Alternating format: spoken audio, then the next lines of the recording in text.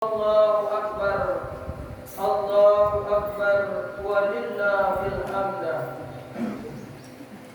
Allahu Akbar kabira, walhamdulillahi katsira, wa subhanallahi bukratan wa asila.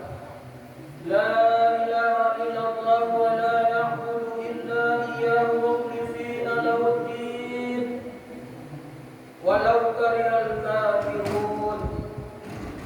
La ilaha illallah wahda, sadaqa wa'da, wa nasara abda, wa azza jundahu wa hazamal ahzaba wahda. La ilaha illallah wallahu akbar, Allahu akbar, walillahil hamd.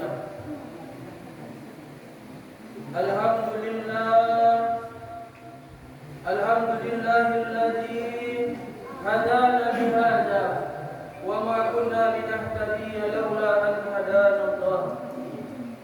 Asyhadu an la ilaha illallah wahdahu la syarika lah, wa asyhadu anna Muhammadan abduhu wa rasuluh. Allahumma salli wa sallim wa barik ala sayyidina Muhammad wa ala alihi wa ashabihi wa man tabi'ahu ila yaumil qiyamah, amma ba'd. Fa ya ayyuhal mu'minun, usikum wa nafsi bittaqwallah faqad fazal muttaqun. Fauskum ala ta'atillah la'allakum turhamun. Qala ta'ala fil kitabil azim, a'udzu billahi minasy syaithanir rajim. Bismillahirrahmanirrahim. Tabarakalladzi biyadihil mulku wa huwa ala kulli syai'in qadir. Alladzi khalaqal mauta wal hayata liyabluwakum ayyukum ahsanu amala wa huwal azizul ghafur. Shadaqallahul azim. Bapak-bapak, ibu-ibu, saudara hadirin jemaah salat Idul Fitri yang patut muliakan. Puji dan syukur kembali kita persembahkan kehadirat Allah Subhanahu wa taala, yang mana sampai pada pagi hari ini kita masih diberi nikmat hidup, kita masih diberi nikmat sehat, dan kita masih diberi nikmat iman, sehingga kita bisa hadir berkumpul di rumah Allah yang kita cintai ini dalam rangka melaksanakan salat sunnah Idul Fitri secara berjemaah.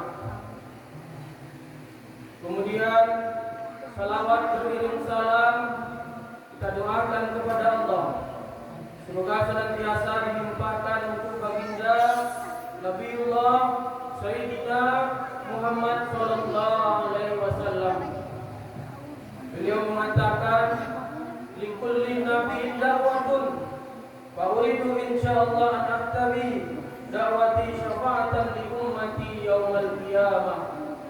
Nabi mengatakan, tiap-tiap nabi punya doa yang pasti dikabulkan oleh Allah. Dan aku ingin, kata beliau, doaku ini aku simpan untuk umatku di hari kiamat kelak sebagai pertolongan.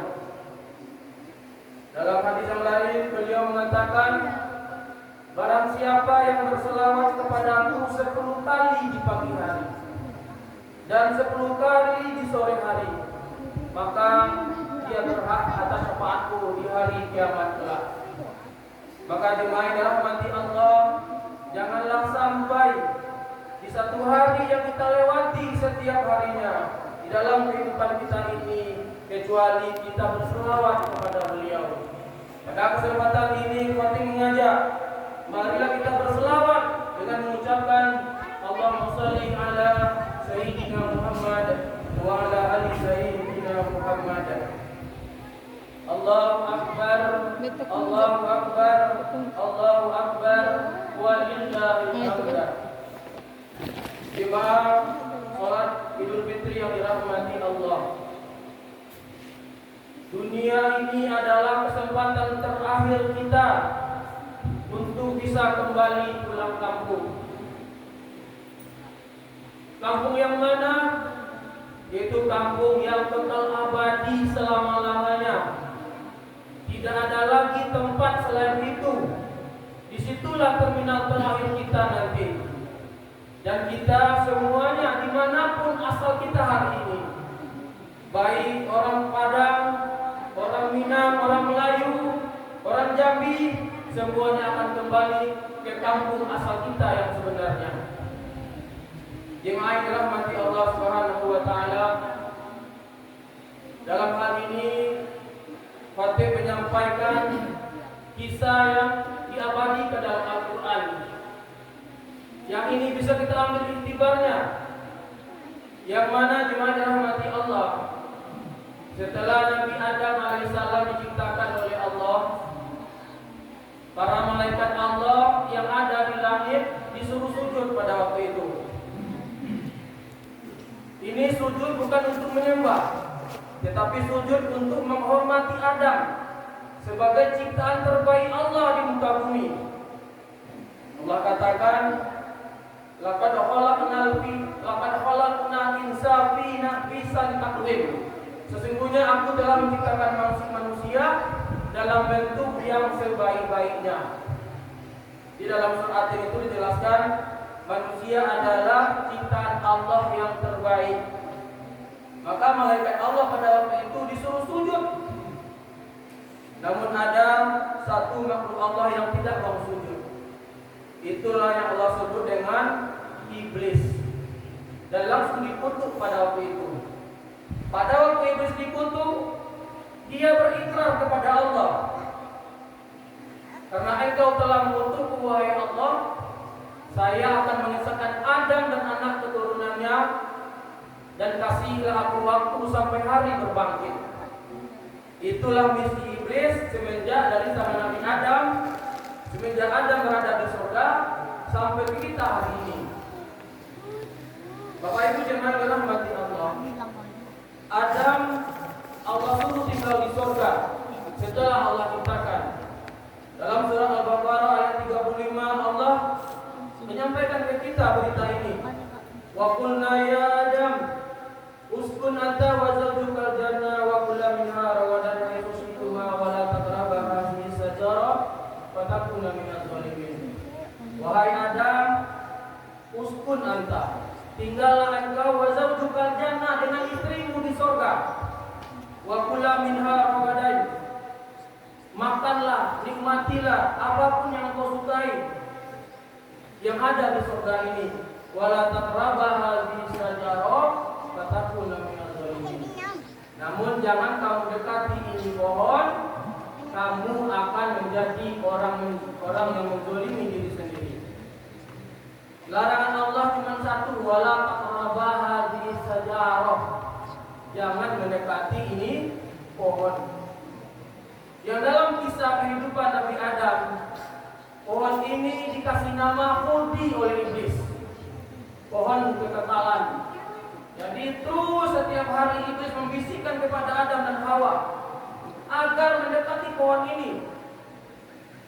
Dengan pintarnya iblis ini, karena memang dia adalah makhluk Allah yang dulunya sangat taat dari golongan jin. Saking taatnya, saking mulianya, saking hebatnya, saking pintarnya, iblis ini diangkat di langit menjadi pemimpin para malaikat, diberi nama Azazil. Makanya dia pada waktu Adam diciptakan dia membangkang, karena dia biasa menjadi pemimpin. Nah jawabnya waktu itu, halak tahu mimpin, halak timindar, ana wastakbar. Kau ciptakan dia dari tanah, saya dari api, saya lebih baik dari Adam. Membangkang dia dari Allah. Maka kutukan langsung datang. Sakit hati semenjak itu mencari jalan untuk menjerumuskan Adam, dan tidak hanya Adam, kita juga sampai hati ini. Dan sama-sama kita ketahui jemaah yang rahmati Allah, Adam berhasil dijerumuskan oleh iblis dan Allah usir dari surga. Ini juga Allah abadikan di dalam Al-Quran. Qul nahbitu minha jami'an, turunlah kamu semua dari surga. Jadi Allah usir. Adam, Hawa, dan termasuk juga iblis, semenjak dari itu tidak bisa lagi ke surga. Ketiga-tiganya diusir oleh Allah dengan tugas masing-masing. Adapun tugas Adam adalah beribadah kepada Allah, mengikuti perintah Allah. Adapun tugas iblis adalah menjerumuskan Adam agar jauh dari perintah Allah dengan bala tentaranya sampai hari ini. Allahu Akbar, Allahu Akbar, walillahil hamd. Bapak Ibu jemaah salat Idul Fitri yang dirahmati Allah, kita hari ini sudah hidup di bumi dan kita tidak pernah melihat surga sebagaimana Nabi Adam. Dengan godaan setiap hari datang dari iblis dan bala tentaranya. Selama 12 bulan dalam setahun kita dikaruniai oleh Allah 1 bulan. Ini menunjukkan betapa sayangnya Allah dengan kita. Karena memang kita manusia ini adalah al-insan dhaif. Manusia ini lemah. Dengan lemahnya kita, kuatnya iblis, kuat dalam artian dia punya pengalaman. Adam saja bisa dijerumuskan, apalagi kita kalau tidak hati-hati. Kalau kita tidak was-was, kalau kita tidak sadar dia itu musuh kita. Dia musuh tapi tidak bisa terlihat. Selama 11 bulan sebelum Ramadan, mungkin ada di antara kita yang babak belur akibat dari perbuatan iblis dan bala tentaranya. Sholat mungkin jauh, menggunjing orang dan dosa-dosa yang lain. Namun Allah sayang ke kita, Bapak Ibu jemaah dirahmati Allah. Allah hadirkan bulan yang bernama Ramadan yang baru beberapa jam yang lalu kita lewati. Kalau orang beriman, Bapak jemaah dirahmati Allah, kalau dengan iman kita melihat Ramadan, sedih meninggalkan Ramadan. Karena Nabi mengatakan, kalau Allah tahu umatku, kata Nabi, betapa besarnya manfaat yang didapatkan di dalam bulan Ramadan terhadap orang-orang yang beriman, maka dia ingin Ramadan ke-12 bulannya. Dalam hadis yang lain Nabi mengatakan, "Idza jaa Ramadan, futiyat abwabul jannah wa ghulifat abwabun nar, wa subidat asyayatin." Apabila datang bulan Ramadan, Allah buka pintu surga, Allah tutup pintu neraka. Allah belenggu setan-setan. Agar apa? Agar kita bisa maksimal beribadah. Kemudian tidak hanya itu, barang siapa di antara kita kemarin pada bulan Ramadan berpuasa di siang harinya saja, malam hari dosa. Nabi mengatakan, "Man sama Ramadanan imanan wa ihtisaban, ghufira lahu ma taqaddama min dzambi." Barang siapa yang berpuasa di siang hari bulan Ramadan dengan iman dan mengharap pahala dari Allah, ghufira lahu ma taqaddama min dzambi, diampuni dosa-dosanya yang telah lalu. Dan tidak hanya itu, di malam harinya juga, maqama Ramadanan imanan wa ihtisaban, ghufira lahu ma taqaddama min dzambi. Barang siapa yang menegakkan malam bulan Ramadan dengan qiyamul lail, dengan tadarus Quran, dengan banyak beristighfar, dengan melaksanakan sholat tarawih, ghufira lahu ma taqaddama min dzambi, kata Nabi, diampuni dosanya yang telah lalu. Dan jemaah dirahmati Allah yang luar biasa sekali, di 10 hari terakhir bulan Ramadan yang hanya cuma 1 malam saja, ini diberitakan baik di Al-Quran maupun dalam hadis. Di Al-Quran dikatakan, "Inna anzalnahu fi lailatul qadr." Sesungguhnya kami telah menurunkan Al-Quran pertama kali pada malam Qadar. Wa ma adraka ma lailatul qadr? Tahukah kamu apakah malam Qadar itu? Lailatul Qadri khairum min alfi syahr. Malam Qadar lebih baik daripada 1000 bulan. Nabi mengatakan dalam hadis beliau, "Man qama Lailatul Qadri imanan wa ihtisaban, ghufira lahu ma taqaddama min dhanbi." Barang siapa yang menegakkan malam Lailatul Qadar, malam itu saja, kalau kita dapat beribadah di malam itu, imanan wa ihtisaban, dengan iman dan berharap pahala dari Allah, ghufira lahu ma taqaddama min dhanbi, diampuni dosa-dosanya yang telah lalu.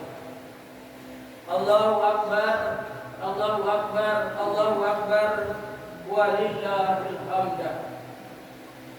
Jemaah salat Idul Fitri yang dirahmati Allah. Banyak hamba Allah hari ini kembali kepada fitrah. Kullu mauludin yuladu ala fitrah. Sebagaimana pada waktu dia bayi dilahirkan, tidak ada dosa. Maka pada hari ini jemaah dirahmati Allah, kita yang hadir hari ini maka berharaplah kita kepada Allah, berdoalah kita kepada Allah, kita termasuk ke dalam golongan ini. Karena memang ada juga sinyal dari Nabi, ada yang tidak termasuk. Nabi mengatakan kam saimin laisa lahu ilal jua'. Betapa banyak orang yang berpuasa di bulan Ramadan yang didapatnya hanya laparnya saja. Kam qaimin min syabihi ila sahar. Betapa banyak orang yang sholat malam di malam harinya yang didapatnya hanya kantuknya saja, pahalanya nol. Namun kita berdoa dengan dirahmati Allah, kita termasuk yang sebagaimana bayi baru dilahirkan, kembali kepada fitrah kita. Bapak Ibu jemaah yang dirahmati Allah, pada hari ini ada makhluk Allah yang terjahat lagi merapat. Ini disampaikan oleh Nabi kita dalam hadis yang bersumber dari Wahab bin Munabi. Beliau berkata, Rasulullah SAW bersabda, sesungguhnya iblis laknatullah alaih senantiasa menjerit setiap hari raya Idul Fitri. Sebab itu lalu berkumpullah keluarganya iblis di sampingnya dan berkata, "Duhai paduka, ada apa gerangan? Siapa orang yang membencimu? Katakanlah, biarkan kami yang menghajarnya." Iblis laknatullah alaih menjawab, "Tidak ada apa-apa, akan tetapi aku menyesal," kata iblis, "karena hasil pekerjaan kita setahun penuh supaya anak cucu Adam dalam kesesatan. Di hari raya Idul Fitri ini perbuatan dosa mereka telah diampuni oleh Allah." Di mana rahmati Allah, iblis saja menyadari banyak di antara kita hari ini mendapat ampunan oleh Allah Subhanahu wa taala. Dan iblis tidak serta-merta sampai di kalimat itu. Kalimatnya berlanjut. Oleh sebab itu, dari sekarang ke depan tugas kalian semua kepada bala tentara iblis, dia berkata, siap siaga lagi menggoda mereka agar benar-benar menyibukkan diri pada kenikmatan-kenikmatan, berminuman keras, terpedaya oleh hawa nafsu, sehingga dengan perbuatan tersebut dapat memancing murka Allah. Jadi jemaah dirahmati Allah, misi iblis adalah bagaimana kita ini terjerumus kembali kepada lubang-lubang dosa. Allahu Akbar, Allahu Akbar, Allahu Akbar, walillahil hamd. Ketahuilah jemaah dirahmati Allah, di dalam surat Al-A'raf ayat yang ke-17 Allah menyampaikan ke kita bahwasanya iblis ini minimal ada 4 tempat di dalam keseharian kita. Summa la'atiyannahum min baini aydihim wa min khalfihim wa an aymanihim wa an shama'ilihim wa la tajidu aktsarahum syakirin, kata iblis. Jadi iblis pada waktu dia membangkang itu dia langsung berkata kepada Allah, "Karena engkau telah mengutus saya akan mendatangi dia untuk menggodanya, menjerumuskannya dari depan, dari belakang, dari samping kiri, dari samping kanan. Minimal 4 setannya sehari. Belum lagi setan yang ada dalam diri kita. Dengan keahliannya masing-masing di dalam hati Allah. Dengan levelnya masing-masing. Jadi tidak ada kita ini yang aman dari tipu daya setan. Kalau dia ustaz, setannya mungkin level ustaz. Kalau orang biasa, setannya level biasa. Dan terus di rolling. Ada setan ini yang tugasnya agar orang bercerai. Ada setan ini tugasnya bagaimana agar orang tidak sholat. Ada setan ini tugasnya bagaimana orang menggunjing aja kerjanya. Ada. Jadi dia punya keahlian masing-masing. Kalau dia berhasil menggoda, menjerumuskan seorang manusia, dia langsung lempar pangkat jadi komandan, punya anak buah. Jadi di dunia persetanan juga terorganisir. Jangan kita bayangkan dia kerja serabutan. Dia sudah bekerja ribuan tahun. Bekerja dari zaman Nabi Adam. Allahu Akbar, Allahu Akbar, walillahil hamd. Tipu daya iblis, setan dan bala tentaranya inilah yang perlu kita lawan Bapak Ibu. Kita akan berusaha merusak hubungan kita dengan Allah dan hubungan kita dengan sesama manusia. Hablu minan nas, wablu minallah. Selama sebulan Ramadan kemarin kita diterbiah, dilatih baik hubungan kita dengan Allah maupun sesama manusia. Ibadah yang mungkin di luar bulan Ramadan hanya wajib saja, di dalam bulan Ramadan kita tambah dengan ibadah-ibadah sunnah. Kita tambah dengan infak dan sedekah. Jadi selama bulan Ramadan hubungan kita dengan Allah itu jauh lebih meningkat dibandingkan dengan di luar bulan Ramadan. Begitu juga hubungan kita dengan sesama manusia. Kita dianjurkan memberi makan berbuka untuk saudara kita. Kita di akhir bulan Ramadan sepikir-pikirnya umat Islam Bapak Ibu. Dia berinfak, dia berzakat minimal satu dirinya 2,5 kilogram beras. Itu bukti kita peduli dengan sesama. Jadi hubungan dengan Allah, hubungan dengan sama manusia itu dilatih selama bulan Ramadan. Allahu Akbar, Allahu Akbar, Allahu Akbar, walillahil hamd. Maka jemaah dirahmati Allah, pada bulan Syawal ini kalau diartikan Bapak Ibu adalah bulan peningkatan. Mari kita berusaha menjaga dan meningkatkan amal-amal soleh kita dan senantiasa menyadari bahwasanya ada makhluk Allah senantiasa mengawasi kita, mengiring kita agar terjerumus dari ajaran Allah yang benar. Dan pada kesempatan khutbah kali ini khatib berwasiat kepada diri khatib sendiri dan kepada sidang Jumat yang hadir. Yang pertama, Allah perintahkan kita menegakkan sholat, maka tunaikanlah sebaik mungkin. Karena Nabi mengatakan, awalu yuhasabu bil abdu yaumal qiyamah as-sholat. Wa in sholahat sayru amalihi, wa in fasadat sayru amalihi. Amal pertama kali nanti yang akan dihisab di hari kiamat di padang mahsyar Bapak Ibu, yang ditanya, yang dicek adalah sholat. Apabila sholat kita baik, maka baiklah amal yang lainnya. Apabila sholat kita berantakan, maka berantakanlah amal yang lainnya. Sedangkan orang yang sholat saja belum tentu selamat. Dalam ayat dikatakan dalam surah Al-Maun, fawailul lil musallin. Ini orang yang sholat nih. Celakalah orang yang sholat. Alladzina hum an sholatihim sahun. Orang yang sholatnya lalai, apalagi yang tidak sholat. Maka ini perlu kita jaga. Ingatkan anak keturunan kita, jangan sampai tidak sholat. Kemudian yang kedua, jemaah dirahmati Allah, khatib berwasiat kepada jemaah yang hadir dan juga kepada diri khatib sendiri. Allah perintahkan kita berbuat baik kepada kedua orang tua. Maka berusahalah selaku anak agar orang tua meridhoi kita. Janganlah sampai seujung kuku pun hati orang tua tersakiti oleh kita. Nabi mengatakan, ridallahi fi ridal walidain wa sakhatullahi fi sakhatil walidain. Ridha Allah ada pada ridha kedua orang tua dan kemurkaan Allah ada pada kemurkaan kedua orang tua. Dalam hadis yang lain Nabi mengatakan, tahukah kalian dosa yang paling besar, kata Nabi?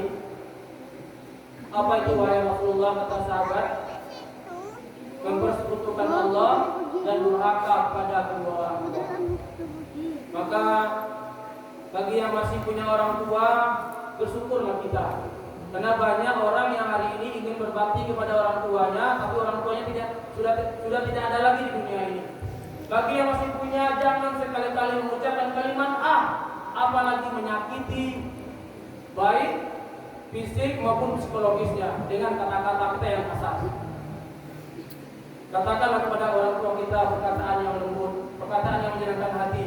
Karena orang tua kita ini adalah pintu surga kita. Nabi mengatakan orang tua adalah pintu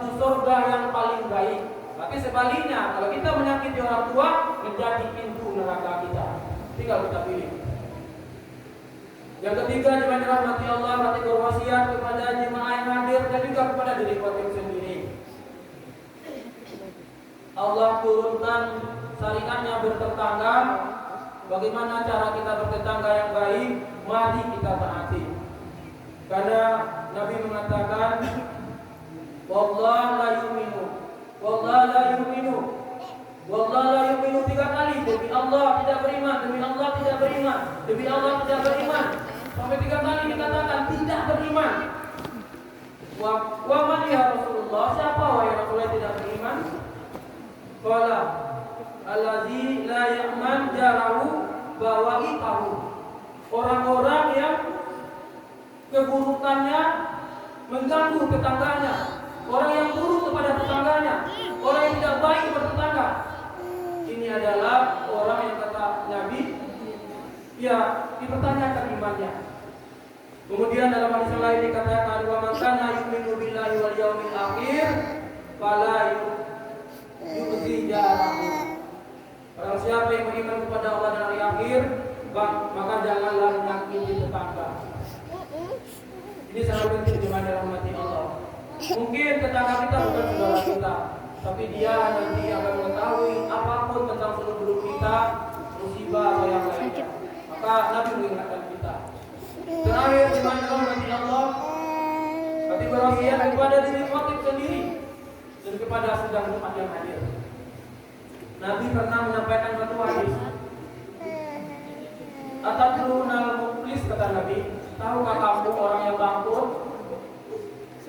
Nabi menyampaikan kepada sahabat, tahukah kamu orang yang bangkrut? Lantas sahabat menjawab,